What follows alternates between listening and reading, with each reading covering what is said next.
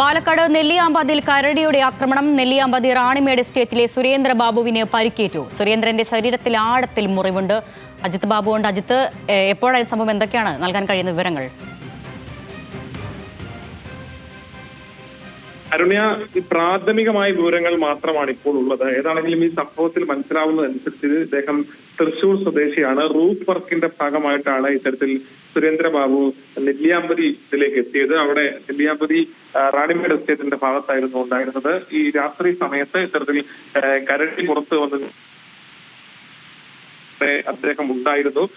കുഞ്ഞു കരടികൾ ഉൾപ്പെടെ ഉണ്ടായിരുന്ന സമയത്താണ് അദ്ദേഹം ആ പുറത്തുണ്ടായിരുന്നത് എന്നുള്ളതാണ് പ്രാഥമികമായി മനസ്സിലാകുന്നത്. ഈ ഘട്ടത്തിൽ കരടിയുടെ ആക്രമണം ഉണ്ടാകുമായിരുന്നു എന്നുള്ളതാണ് മനസ്സിലാക്കുന്നത്. ഇതിൽ കൂടുതൽ വിശദാംശങ്ങൾ ഉൾപ്പെടെ ഏതാണെങ്കിലും മനസ്സിലാക്കേണ്ടതുണ്ട്. നിലവിൽ ആഴത്തിലുള്ള മുറിവുകളാണ് ശരീരത്ത് പല ഭാഗത്തായിട്ടുള്ളത്. അത്തരത്തിൽ കരടി കടിക്കുകയും മാന്തുകയും ചെയ്തു എന്നുള്ളതാണ് നിലവിൽ മനസ്സിലാകുന്നത്.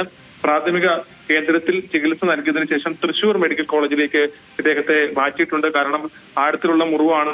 അതുകൊണ്ട് തന്നെ ഈ മുറിവിന്റെ സ്വഭാവം വെച്ച് കരടിയുടെ ആക്രമണത്തിൽ ഉണ്ടാകുന്ന മുറിവുകളുടെ സ്വഭാവം നമുക്ക് അറിയാവുന്നതാണ്. അതുകൊണ്ട് തന്നെ ഇക്കാര്യത്തിൽ അദ്ദേഹത്തെ ഇപ്പോൾ തൃശൂർ മെഡിക്കൽ കോളേജിലേക്ക് മാറ്റിയിരിക്കുകയാണ്. പാലക്കാടാണ് കരടിയുടെ ആക്രമണം ഉണ്ടായത്. നെല്ലിയാമ്പതിയിൽ എസ്റ്റേറ്റിൽ വെച്ചാണ് കരടിയുടെ ആക്രമണത്തിൽ സുരേന്ദ്ര ബാബു എന്നയാൾക്ക് സാരമായി പരിക്കേറ്റിട്ടുള്ളത്. ആഴത്തിലുള്ള മുറിവ് ശരീരത്തിൽ ഉണ്ടായെന്നാണ് ലഭിക്കുന്ന വിവരം. അജിത് ബാബുവാണ് വിവരങ്ങൾ നൽകിയത്.